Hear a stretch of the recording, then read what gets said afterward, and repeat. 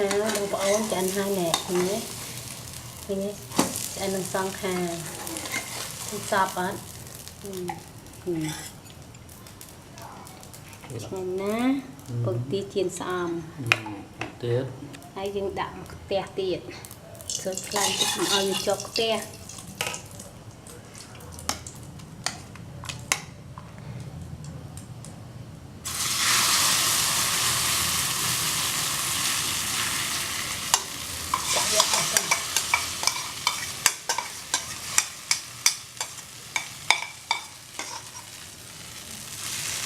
ini thì ba bó con tiền xòm tấn nhưng mà nhưng về thì tới mọi việc thẹt với giờ cho nó xòm